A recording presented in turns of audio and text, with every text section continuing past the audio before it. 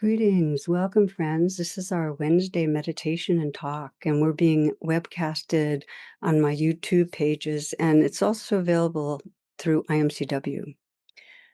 We begin with meditation, so I'd like to invite you to find a posture that supports you so you can feel alert, upright, and also at ease, relaxed.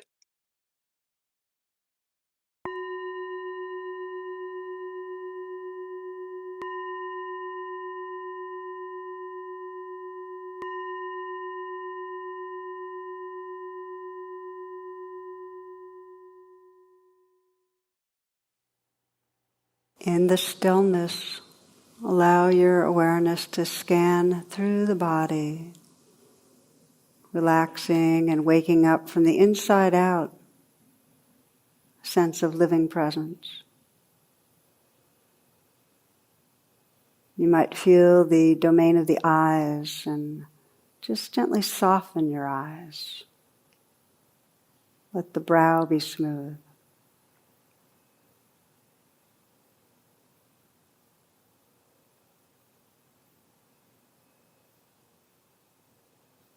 Feeling the mouth, letting there be a slight smile at the mouth.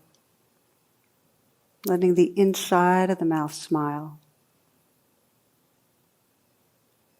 Letting the tongue be relaxed, spreading into the lower palate and the root of the tongue relaxed.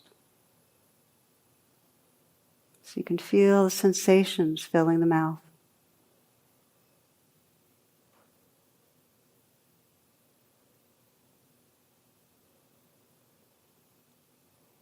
You might sense the throat filling the whole neck and feeling from the inside out the sensations that are there.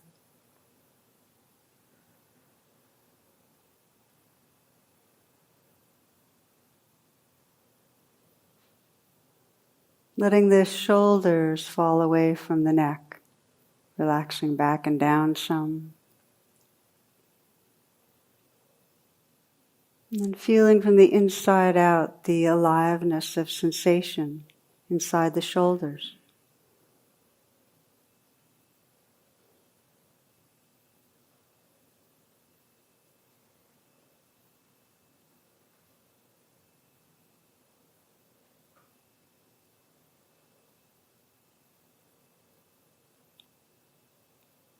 Letting the hands rest in an easy and effortless way. Explore softening the hands and feeling them from the inside out. Can you sense the tingling and the vibrating inside the hands?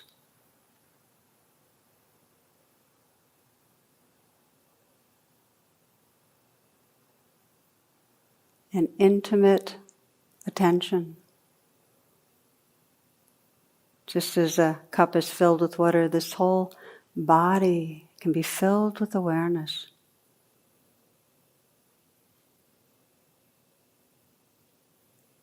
Let there be an openness at the chest. And feel the heart area from the inside out. Directly experiencing the sensations, the aliveness, the vibrating, the energy of the heart.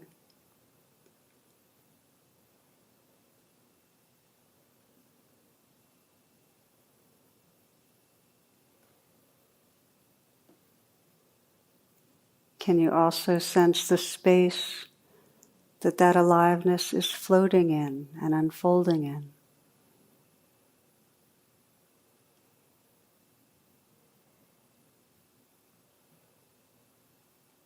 And perhaps maybe can you sense the interior space that those sensations of heart arise from?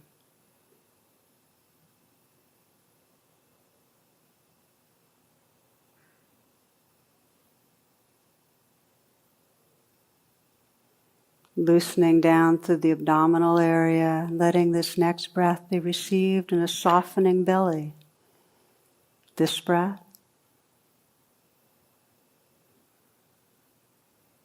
And now this one.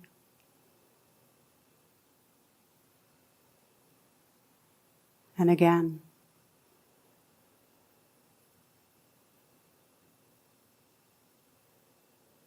Feeling from the inside out, this region of the belly, sometimes described as the dantian, this energy vortex.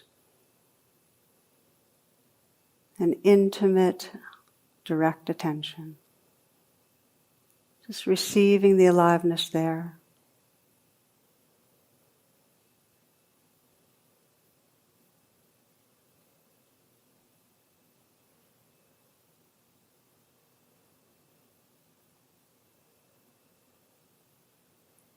And seeing if you can sense the space that the energy and aliveness is floating in.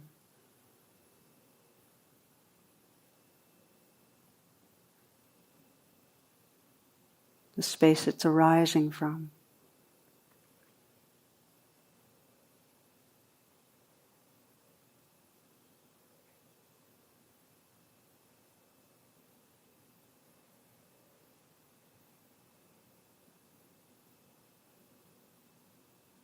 Letting the awareness scan down into the pelvic region.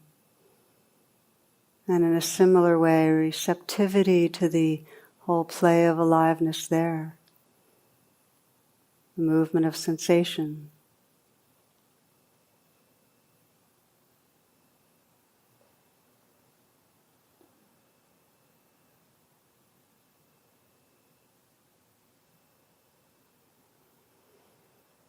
Sensing the space that energy is moving in and arising from.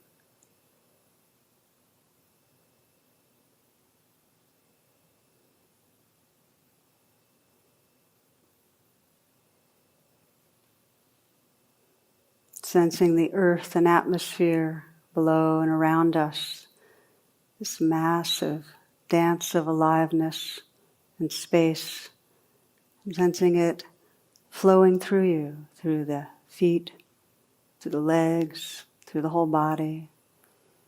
So you can feel your whole body as a field of sensation. Part of this living earth.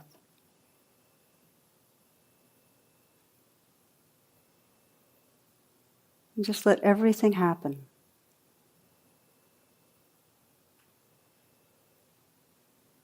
Not opposing or resisting anything.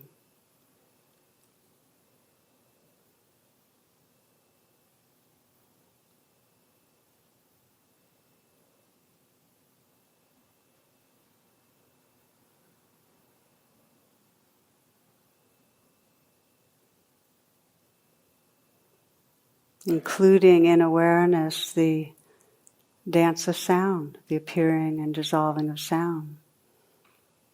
So that you're listening to and feeling the whole moment, the whole play of sound and sensation.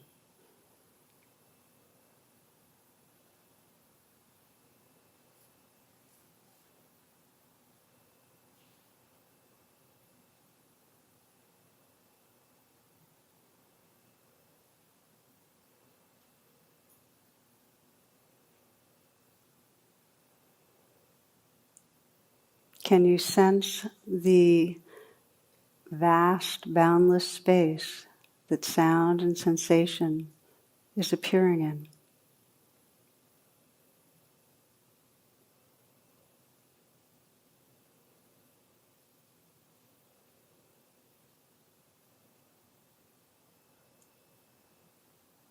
The vast space that it's arising from.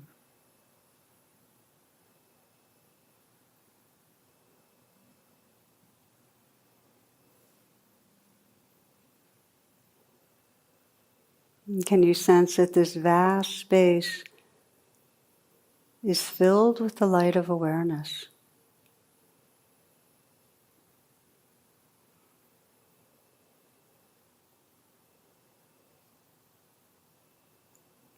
everything that's happening, sounds, feelings, sensations, are all known by awareness, appearing in and dissolving in awareness.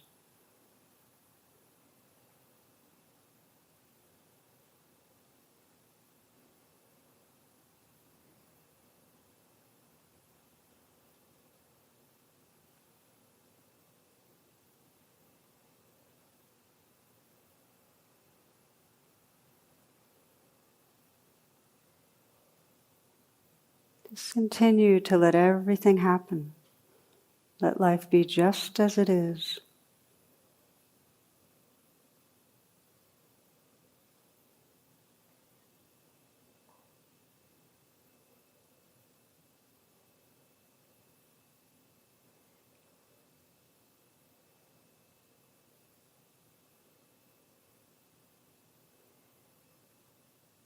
And when the mind, quite naturally as it does, drifts into thoughts, to simply pause, noticing that, then arrive again in the senses. Sounds are known by awareness. Sensations are known by awareness.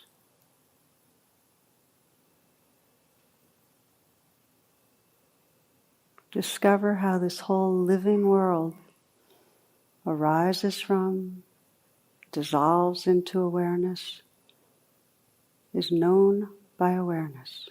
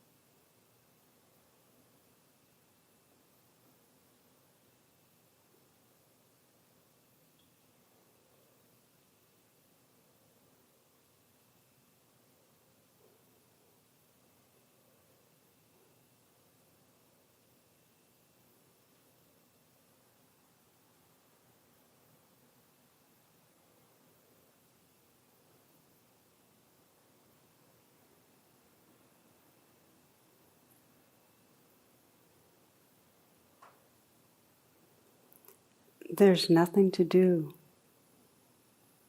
Sounds are known spontaneously by awareness. Be the silence that's listening.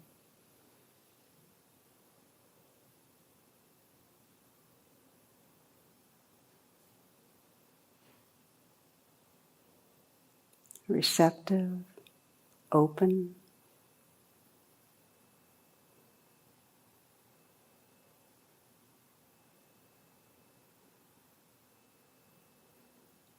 Be the stillness that's aware of this living world.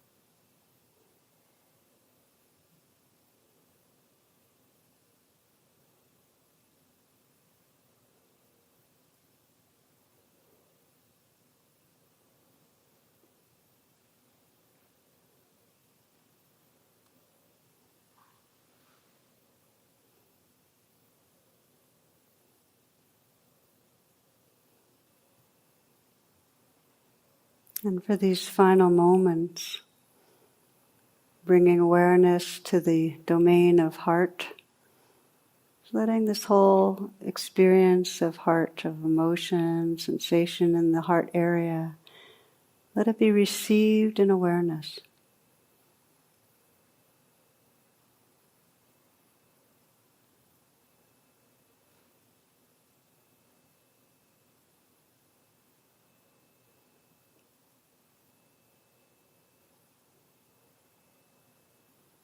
Sense the heart space, that tender awareness that can hold this living and dying world.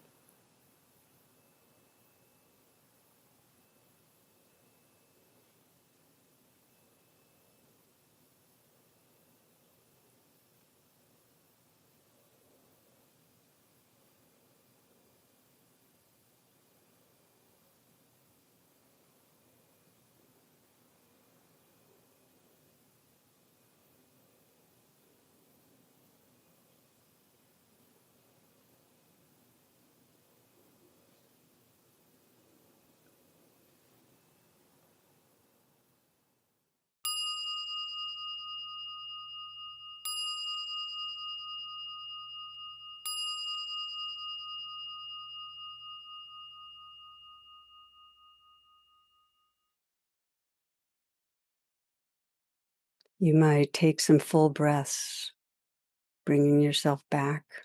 And if it serves to move a bit or stand, get some water. And as you make the transition, I'll make some announcements for this coming week.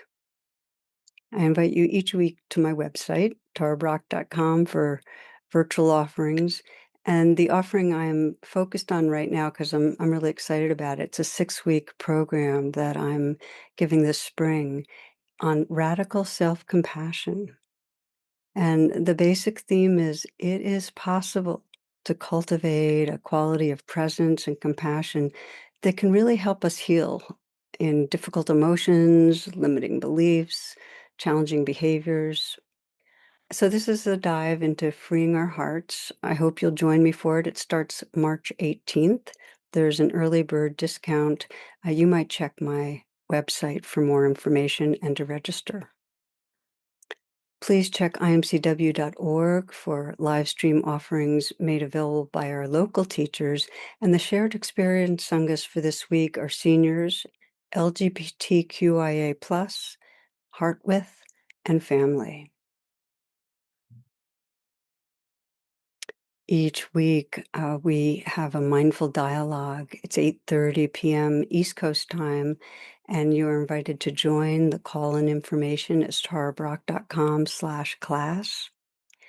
And finally, these teachings, as many are aware, are offered freely.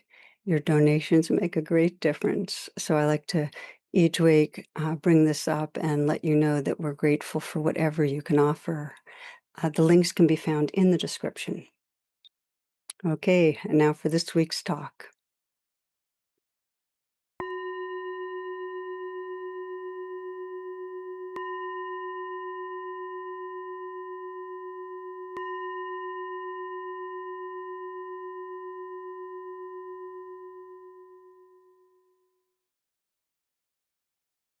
Namaste. Welcome.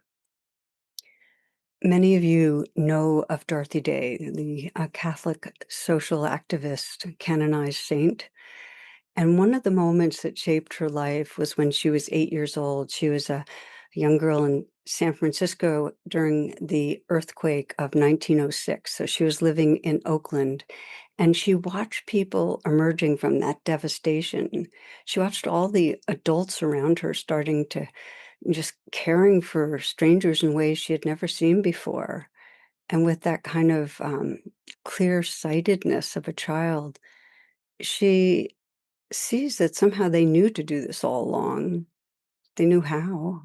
And then she asks this question, why can't we live this way all the time?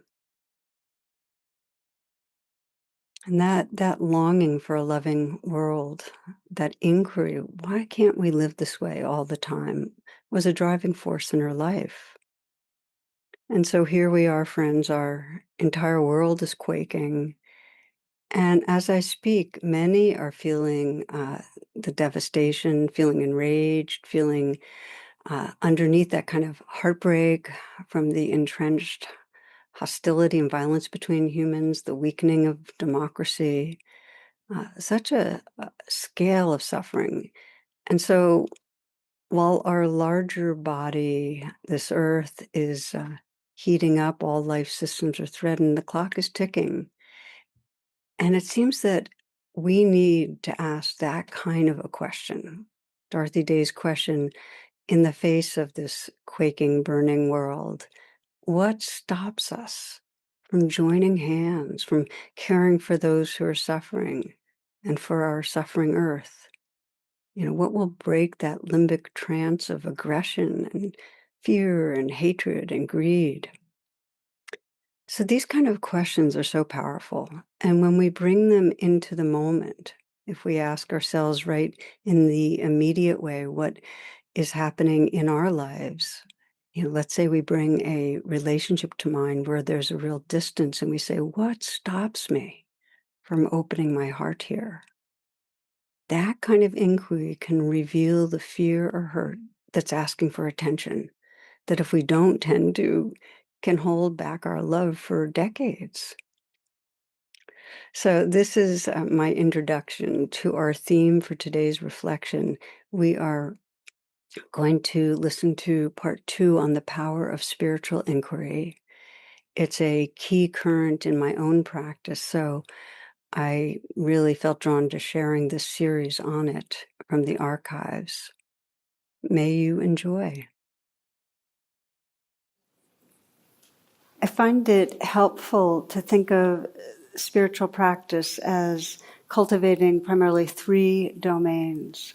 And the first domain is one of an open, awake awareness, mindfulness that brings awareness right here and now. And the second domain is that inquiry that really shines the light on what's happening and reveals the truth of nature. And the third domain are the practices that really cultivate the heart, that awaken a natural open-heartedness. What I'd like to do tonight it's continuing what we did last week, is explore the second of those 3, which is the domain of inquiry, of shining the light of awareness on what's happening in the moment. And I thought I'd begin with reading a piece that I read in the last talk that for me has been, I find one of the most beautiful and powerful on this. And this is by Hildegard of Bingen. And she writes this: we cannot live in a world that is not our own, in a world that is interpreted for us by others. We cannot live in a world that is not our own, in a world that is interpreted for us by others. An interpreted world is not a home. Part of the terror is to take back our own listening, to use our own voice, to see our own light.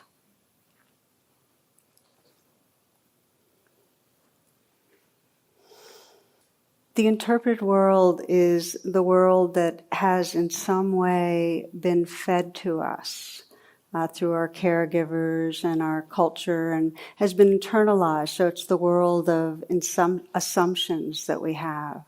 It's the world of beliefs that we've built up that act like a kind of veil, and that anything we experience is filtered through that veil.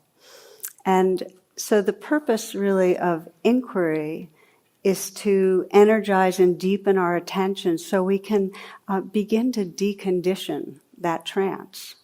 So we can begin to get, oh, okay, so I'm experiencing this because I've interpreted it this way. I have a belief or a bias or an assumption that's shaping things in a certain way.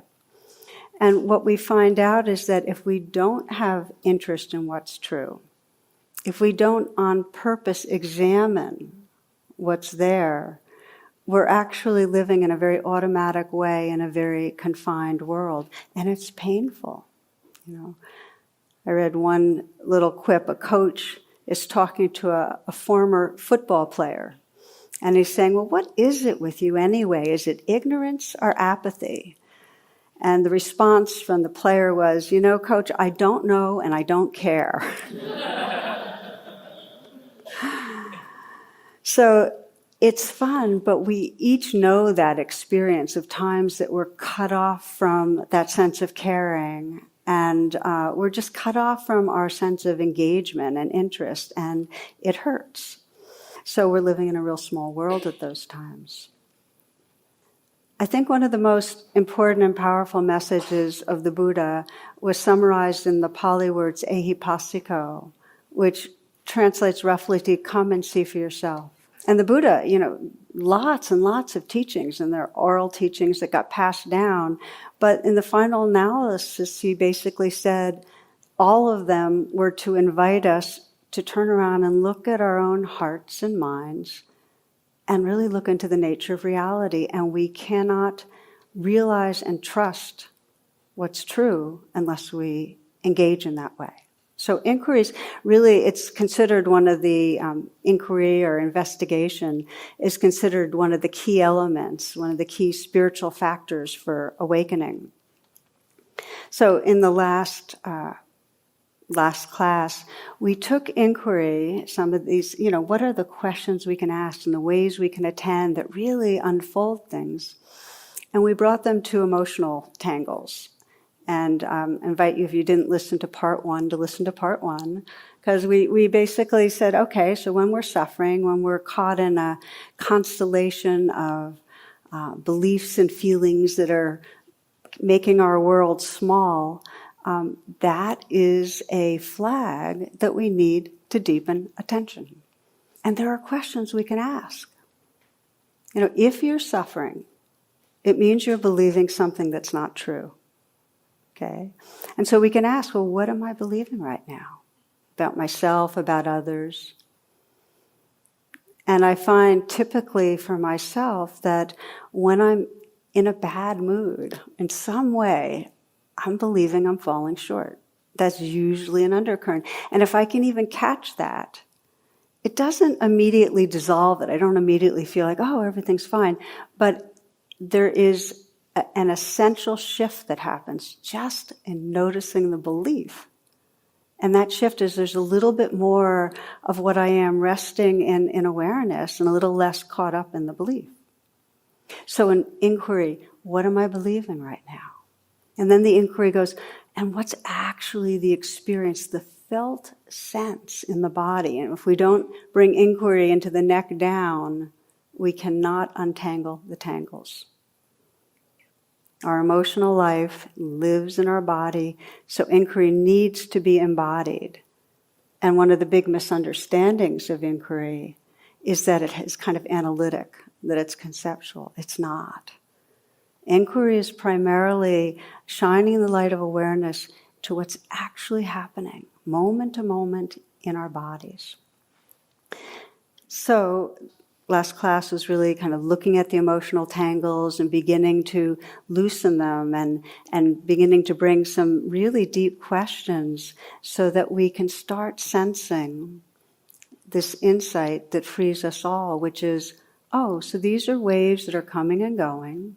We start seeing that directly, and they're not so personal. It's not like it's what I am, it's just waves in the ocean of what I am. One of the questions I posed, you can try it on right now, is what really am I, or who am I, if I'm not believing something's wrong with me? Really, this moment, just for a second, check. Like, who am I if I'm not believing there's something wrong? Or if I'm not believing there's a problem to solve right now, who am I?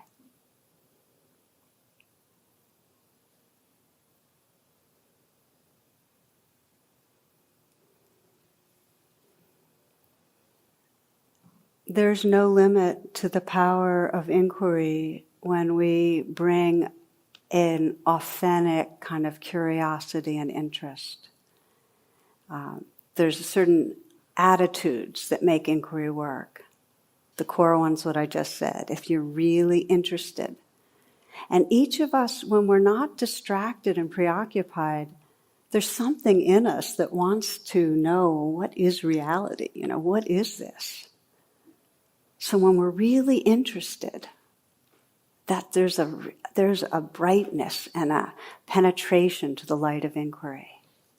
And then it's like getting the knack of what questions to ask ourselves. So as I mentioned, last time it was the emotional tangles. What I'd like to explore in this class is how do we bring the light of inquiry into the relational field. So we're not just saying, what is this? Who am I? What am I in terms of undoing emotional tangles? But we're saying, who are you? Beyond that veil of my interpretations, who are you? So we're going to look at that, and then we're going to explore the deepest level of inquiry, which is the deep sense of what am I, beyond any of the particular ways of emotions and thoughts. That's what we're doing over the next 32 minutes. So we'll see how far we get. I often use the phrase unreal other, and it's one that actually over the years has become increasingly meaningful to me, because I'm regularly stunned by how often I find myself and others moving around in a bubble where others are kind of, players, like secondary players, and we're the, kind of the protagonist or the main character in the play of our lives. And others are very two-dimensional, and we rarely look deep to sense, well, what's it like being you? In fact, we carry around kind of impressions that are very, very superficial and don't really get at who's there. We're not aware of the filters and the assumptions that we're living with. One friend described, I just got together with he and his partner this weekend, and he's become a doula. Usually doulas accompany people when they're birthing, but they also accompany people when they're dying. And in contrast to a midwife, a doula is keeping company right in those final days of passing, when a person's passing. So it's a really alive, edge, mystery place for him to be exploring. And for him, he's being a doula for people that are primarily low-income people who don't have family. So he described one of the first people he was with, and he was brought in, introduced to, and keeping company with this elderly man who had some kind of cancer and couldn't speak. And so there he is the first day, and the man has a kind of urgency. He's trying to communicate something to my friend, and he's pointing to the door of the bedroom. And my friend kept trying out different things, and the guy kept shaking his head. So finally he kind of struggled to get up. So my friend helped him, put his arm around him, and he helped this old man get up, very frail. But so they got up together, and they're walking slowly to the door of the bedroom. And then the man points, and he's pointing to his refrigerator, and he's pointing to this guy, and he basically so he was telling him, please, I want you to eat. Feel free to take some food. He was being a gracious host. And for my friend, as I just imagining that he shifted from dying man, I'm here to serve dying man, which is a kind of two-dimensional characterization, to this being that had a heart that wanted to share. And I was so touched because I realized, how much do we miss? It's just everybody wants what we want, which is to be safe and connected and feel good, and all these beings that we look at somebody and say, oh, dying person, and we forget the humor and the sensitivity and the world view and the kindness and play and love and all these qualities of humanness. So how to train ourselves, and this is where inquiry comes in, to look deeper, it begins with starting to recognize, or inquiry starts looking at, what are the distortions we start getting, oh, I'm really seeing through a lens. Now, our lens is particularly distorted when we're hurt or wounded, because all of a sudden the other becomes not just unreal other, but their bad other, really not okay other. We have a negativity bias. We just focus on the feature that's what's wrong. And when we're fixated, it's an interpreted world. We're not seeing the other things about that being. And then we think of public figures. We have these ideas of who they are. And they're built on what? The scandals and whatever else the news can focus us on that'll sell papers. But that's our idea of that person. Story. A minister, a priest, and a rabbi went for a hike one day.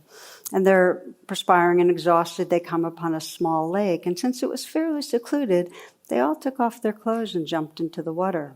Feeling refreshed, the trio decided to pick a few berries and enjoy their natural freedom. As happens, they're crossing an open area, and who should come along but a group of ladies from the town. Unable to get to their clothes in time, the minister and priest covered their privates, and the rabbi covered his face while they ran for cover. After the ladies had left, the men got their clothes back on, and the minister and the priest both asked the rabbi why he had covered his face rather than his privates. The rabbi replied, I don't know about you, but in my congregation, it's my face they'd recognize.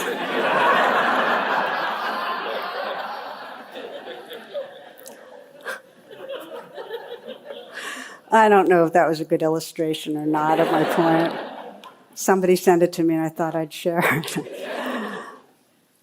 My point really is that when we fixate, whether it's because we're hurt or wounded or scintillated or whatever, the rest of the human disappears. We just don't see. It's most distorted when we're subjected to the biases of our culture, because like a fish in water, we don't see. We don't know what we don't know, so we don't realize what we're looking through.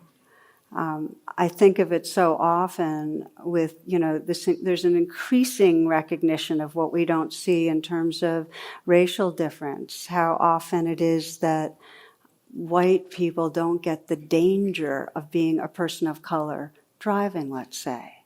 There's a whole article a few weeks ago about a professor, a woman who got pulled over for a parking violation, put in handcuffs and taken into jail. We don't get it. We don't get what it's like. The potential violence in any police encounter for a person of color. Leaving a store, clerks wanting to see the receipt. We don't get how internalized the sense of, and I'm speaking as a white person, the sense of superiority is, because most white people say, oh no, I don't feel that. This is one writer, D'Angelo, who writes this. He says, living in a white dominant context, we receive constant messages that we are better and more important than people of color. For example, our centrality in history textbooks, historical representations, our centrality in media and advertising, our teachers, role models, heroes, heroines, everyday discourse on good neighborhoods and schools, who's in them, popular TV shows centered around friendship circles that are all white, religious iconography that depicts God, Adam and Eve, and other key figures as white. While one may explicitly reject the notion that one is inherently better than another, one cannot avoid internalizing the message of white superiority as it is ubiquitous in mainstream culture.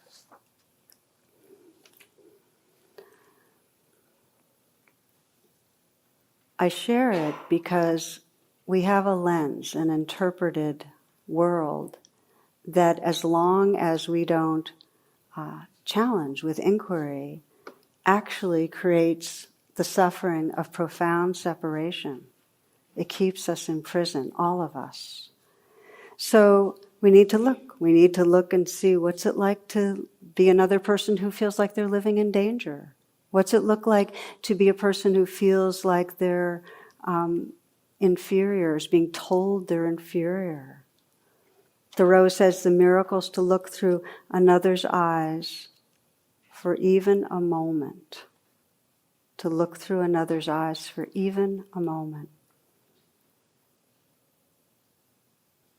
I remember when I was writing True Refuge, reading about and then sharing it about these Israeli and Palestinian teens that were brought together at a summer camp. And it was pretty amazing to read about because they'd get together and then they had a lot of training how to speak from their hearts and listen. And they went from the beginning of their time together, total hostility, living in an interpreted kind of life where the other was the enemy. And here one Israeli girl at the end said, "If I don't know you, it's easy to hate you. If I look in your eyes, I can't." So inquiry trains us to look. It helps us to decondition the biases and the interpretations that keep us from reality. So I'm naming a few ways that we have an interpreted life, but actually, for most of us, because we spend so many moments caught up in a sense of our own self-story and a world out there, even those that are close in, our family, our friends, they're still unreal others. We're not really looking. So since I've been talking a lot, invite you to check in for a moment. Just do a very brief little reflection.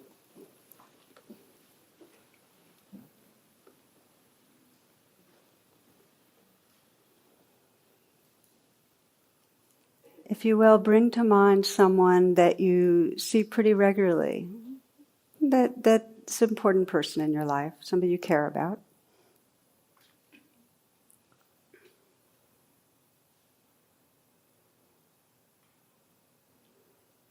Just notice when you bring that person to mind what you think about them, what comes to mind really. Maybe if there's an image that comes to mind or a certain place that you see them in, certain feelings come up about that person or certain characteristics about that person are apparent to you. Just notice for a few moments what comes up when you bring this person to mind.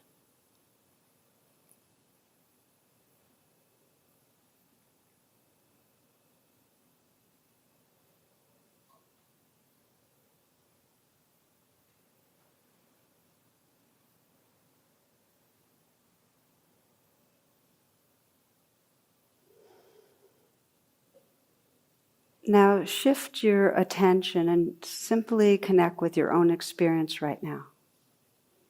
Connect with the sensations of the moment, the sense of listening.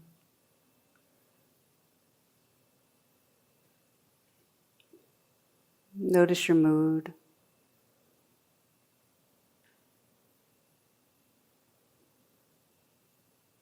Notice the presence that's aware of sights, sounds, sensations. Just your beingness.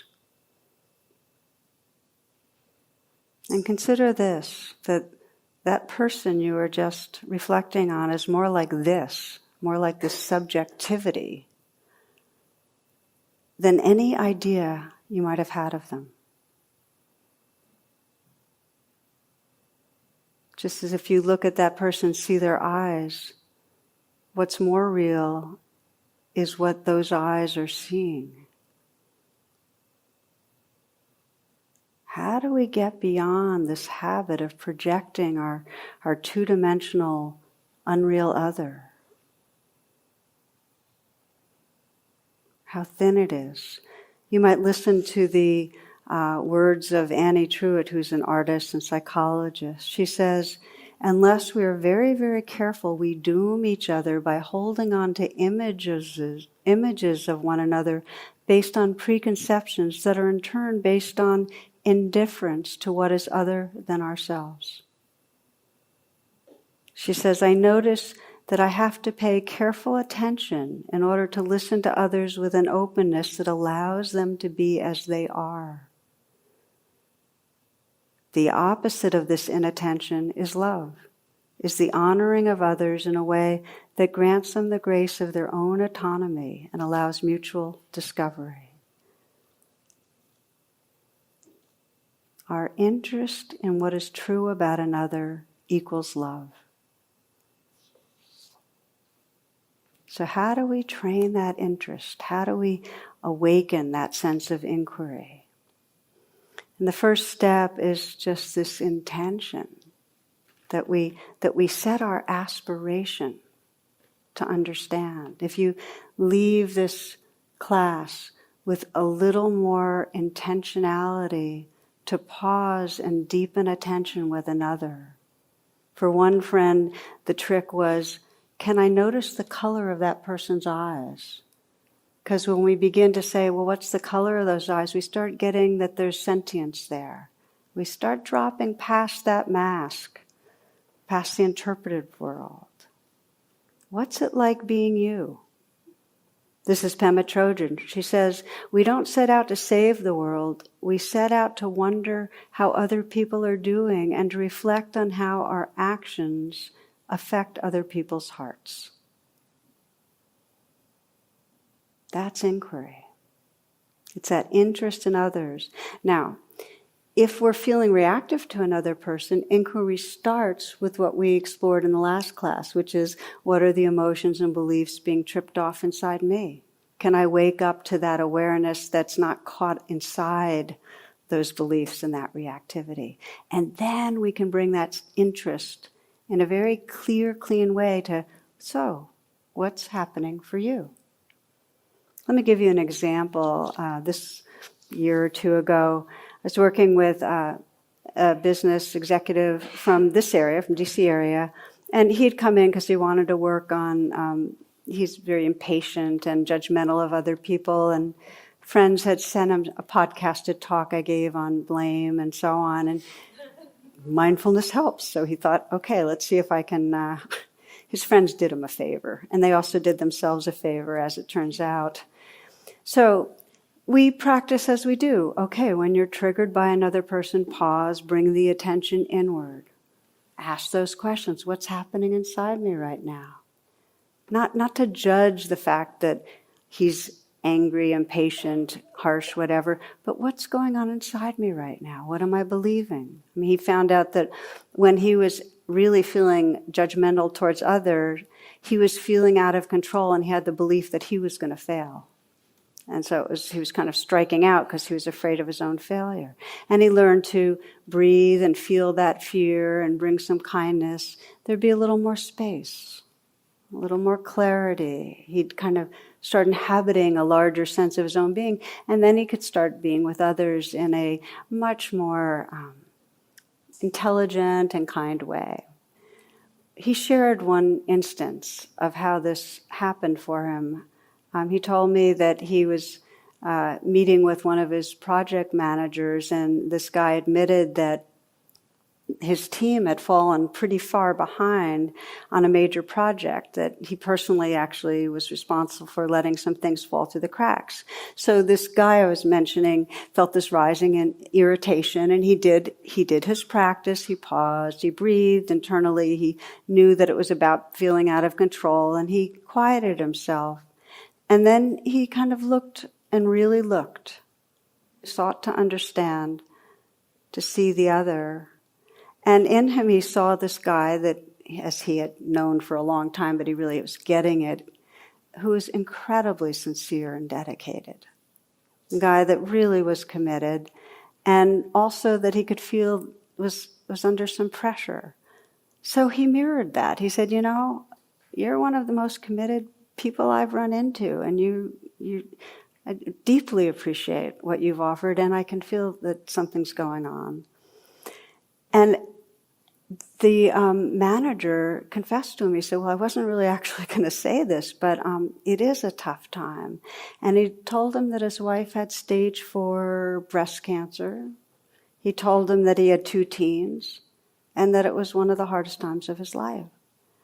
And they talked some more and hugged, which doesn't usually happen in these environments.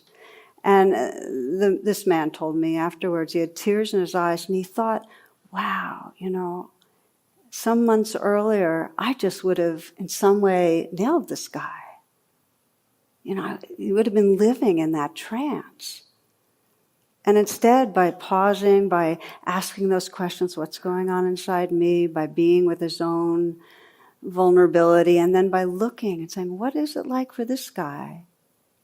He actually had an experience of intimacy that was really precious.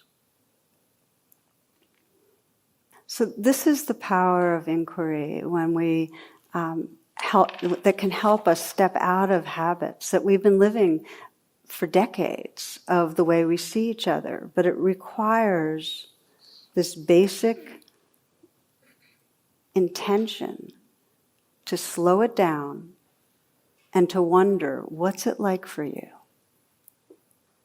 Let's pause again together. Let's check this out a little bit. Let me invite you to, again, close your eyes if you will.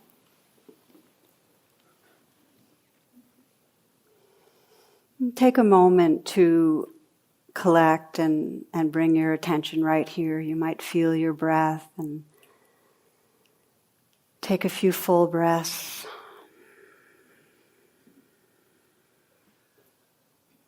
Sense your body breathing.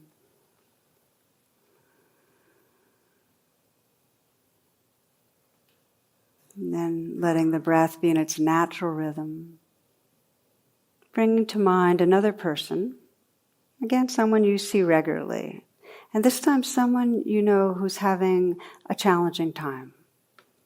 Not something that brings up, not a person that brings up a negative reaction in you. Just somebody that you care about who's having a hard time.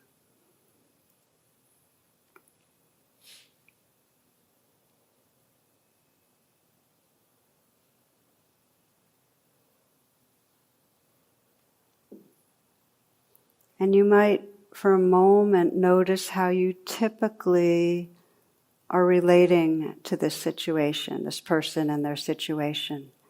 How close in you've let your attention get. And see if you can do that without judging. Has it been a kind of story that mentally you felt a sense of concern about, but maybe not really felt your heart inside it? Or have you felt overly associated and maybe really reactive? What's it been like thus far in relating to this person's hard time?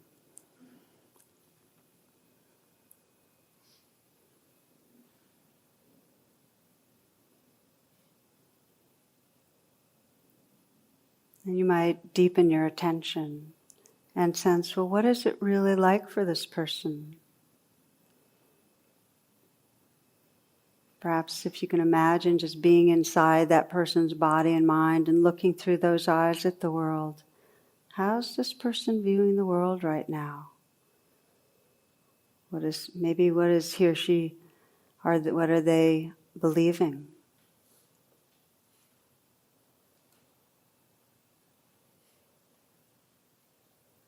Is there a sense of failure, feeling unloved? What's it like with that person's heart? What's that person feeling?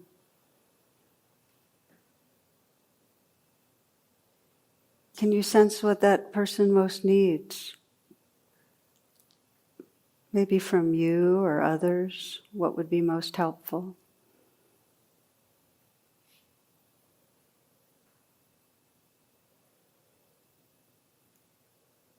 And feeling your whole being right now, from the wisest and tenderest, most awake part of your being, your awake heart, you might sense just offering whatever that person needs energetically.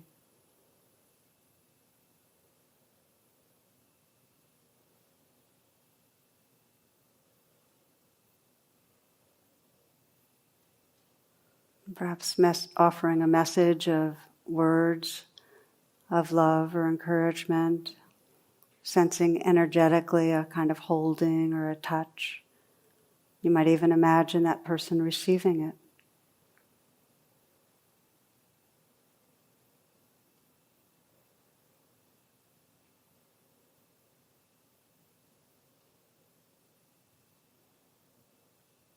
Noticing how with inquiry the heart opens when we begin to look more deeply. That when the mind contacts what's true, the heart experiences that as love or tenderness.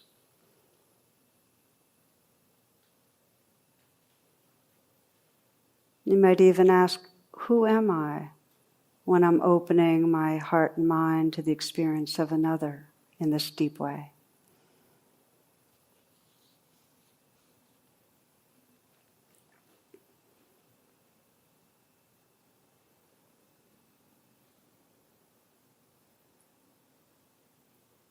And opening your eyes if you'd like to. You can keep them closed too.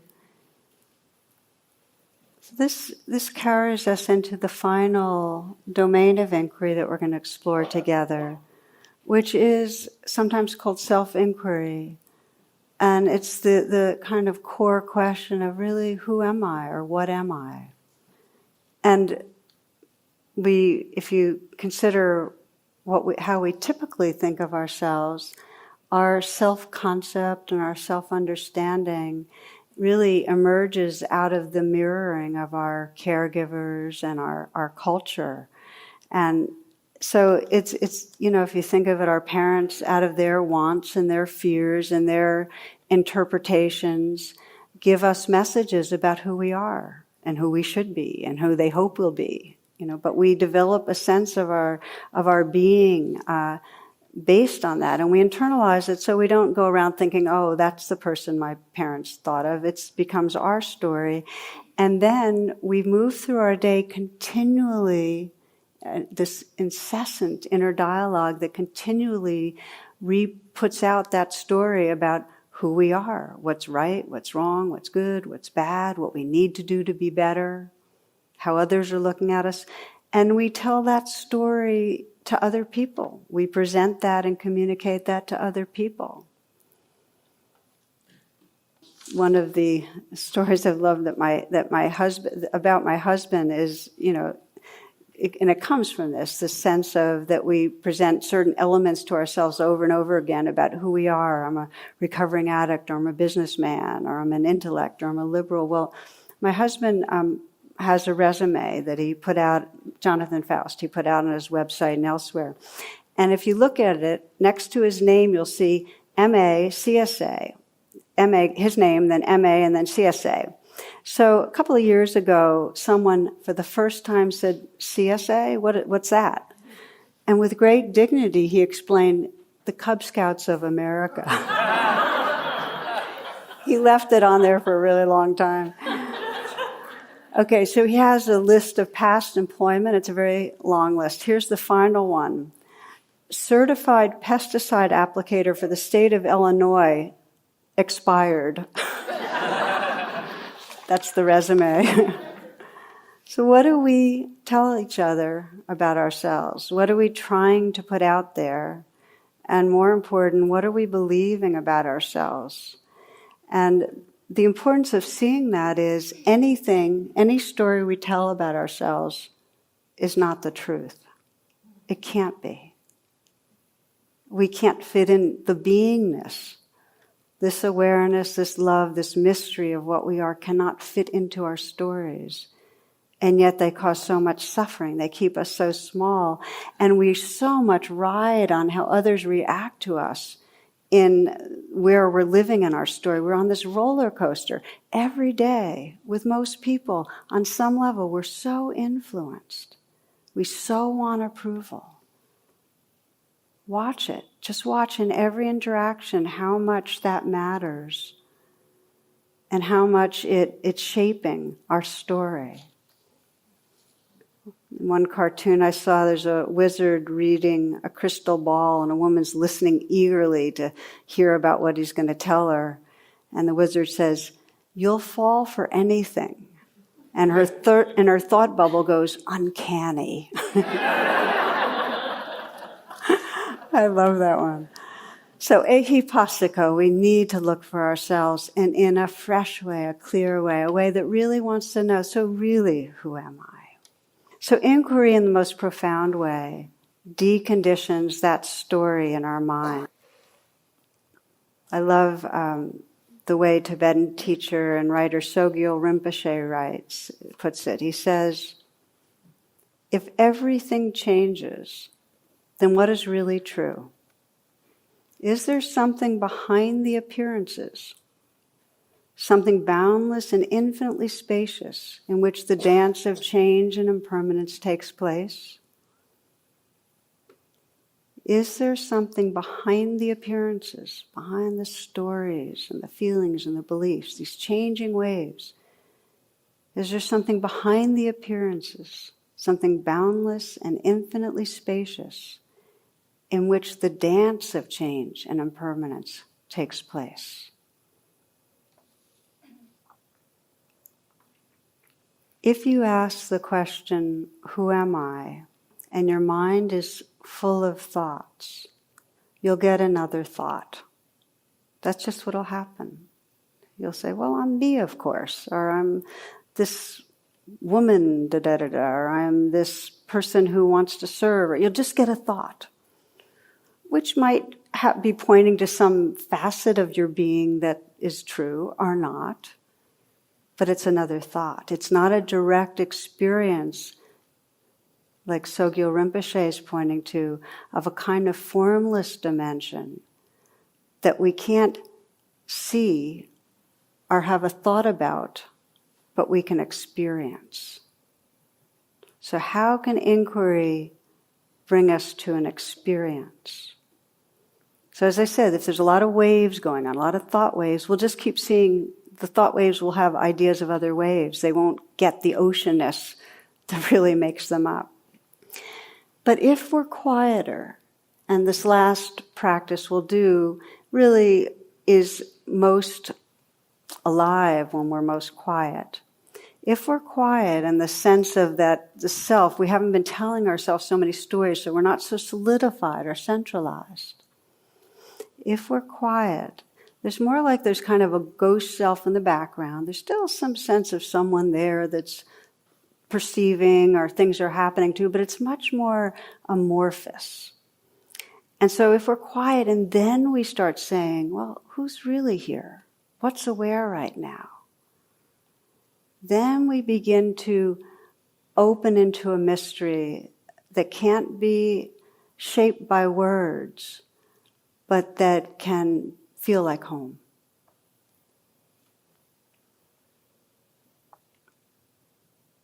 The Tibetans have a saying that the true seeing is the seeing of no thing. That in those moments that we say, well, who's here? Who's aware? It's not like we see a thing. In fact, if you see a thing, oh, there's this shape of light, or you have another thought, or you have a feeling, oh, that's it. That's not it. That's just another wave. It's a nice wave, but we're not sensing the waterness, the infinite beingness that's permeating it all. The true seeing is the seeing of no thing. So deep inquiry, the kind of inquiry that we're kind of winding up with right now, takes us past all conceptualization into a more formless quality, into a more beingness quality. And in the Zen tradition, it's described as the backward step. It's like when we're holding on to our ground, our ideas, that keeps us in a smaller world. So we just keep stepping back and saying, oh, okay, there's that, but then just resting in something larger. But then we find we kind of contract again, and then we go, oh, step back. It's kind of a backward step. Until there's nowhere else to step. We are that beingness. I think of Chogyam Trungpa, who at one point he had a big white poster paper and he did a little V on it and he said, what is this? And students said, well, it's a bird, it's wings of a bird. And he said, no. He said, it's the sky with a bird flying through it. That's the shift. Where instead of fixating on the waves of, oh, I'm the person with these behaviors or these sensations or these thoughts, we start sensing, oh, there's a beingness, an awareness that's noticing these waves, but not confined by them, identified by them, hitched to them. Here, we'll try something here. I love the way you automatically start composing yourself to meditate. It's beautiful. So it's helpful probably to close the eyes for a moment. And if you've done this with me 15 times, it doesn't matter, because each time you'll sense it fresh.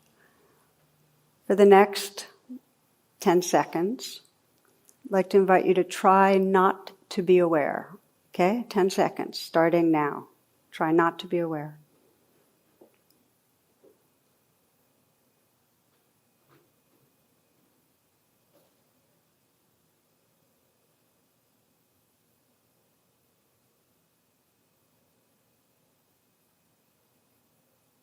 Okay, that's enough. Good. Okay. So, how many were successful in that? Can I see? Usually there's a few hands. I like to share that when I once did this, my mom was in the group and she was the one hand that went up. So we realized that awareness just is. You can't find it. It's not like you can point to it. It just is. And yet we don't notice it because we're aware of the objects of awareness. So again, just close your eyes for a moment. Again. You might pose that little invitation. Okay, try not to be aware. And immediately sense that, okay, so awareness is here. And just turn the inquiry to, well, what is this awareness? And with interest, what do you notice? What are the features or characteristics of awareness? This ever-present awareness. What is it?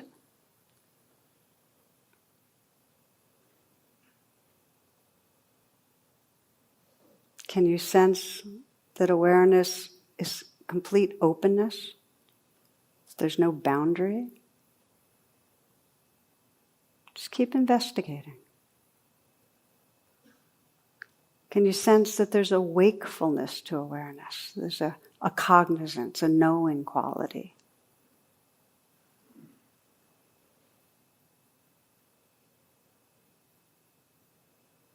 Can you sense awareness as the silence that's listening?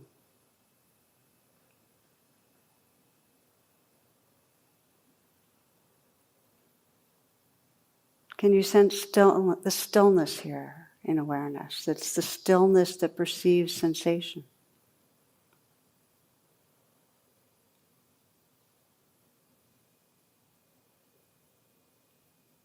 Can you sense that if you experience awareness at the level of the heart, that there's an innate quality of tenderness or warmth?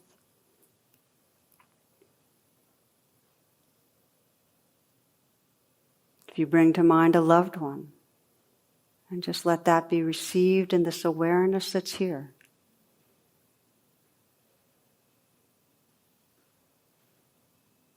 In this open, awake space, that there's loving. Just be that presence, be that loving.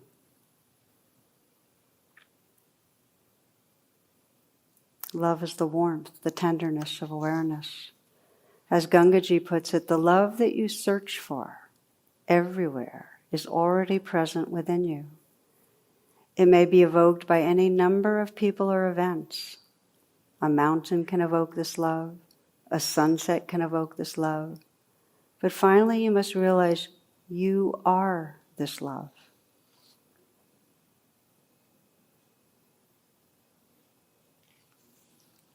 When we inquire, what is awareness? What am I? We can't land on anything solid, but we can come home to a wakefulness, an openness, and a tenderness that's our true nature.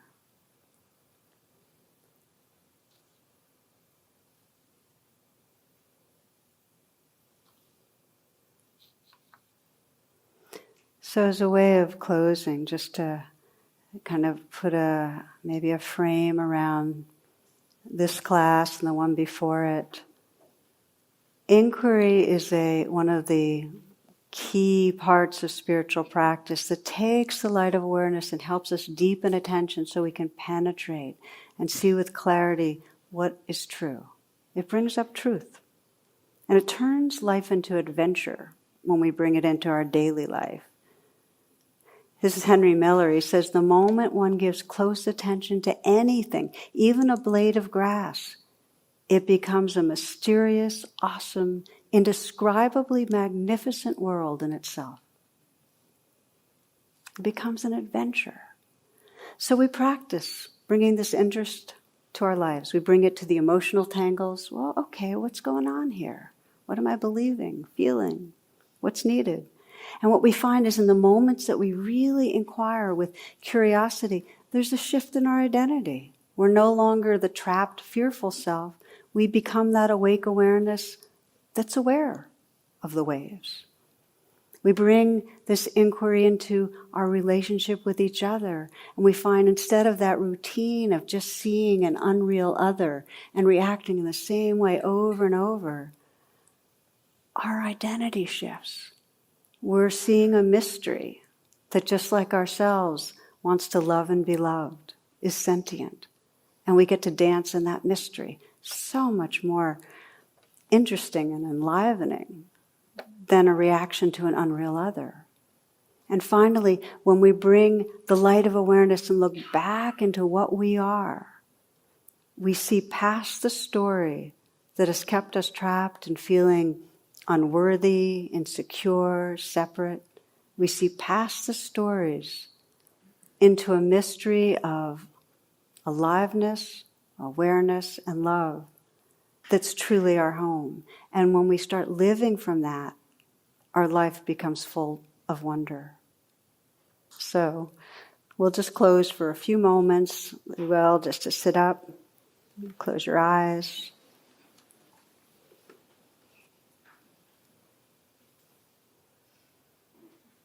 In the spirit of our theme, you might ask yourself, what's happening right now inside me?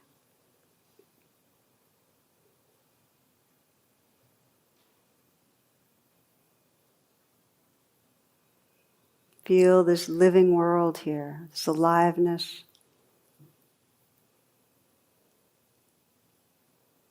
You might also sense the space that everything's floating in, that everything arises in.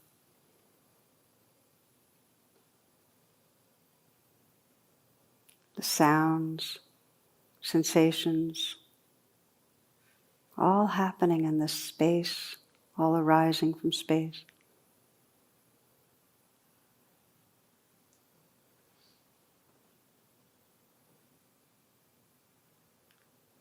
Just relaxing back and be the silence that's listening.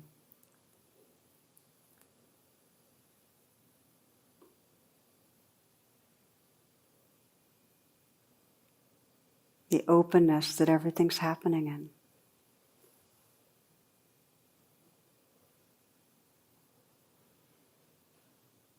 You might even ask, who is aware of all of this? And just with a very light movement of attention, turn the awareness to awareness itself. Who is aware? And then just let go. Just be that awakeness, that openness, that tenderness.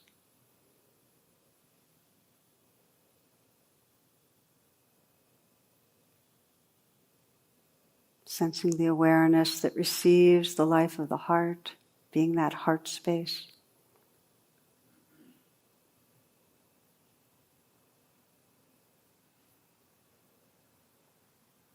We close with the words of Rumi. I am water, I am the thorn that catches someone's clothing. There's nothing to believe. Only when I quit believing in myself did I come into this beauty. Day and night I guarded the pearl of my soul. Now, in this ocean of purling currents, I've lost track of which was mine.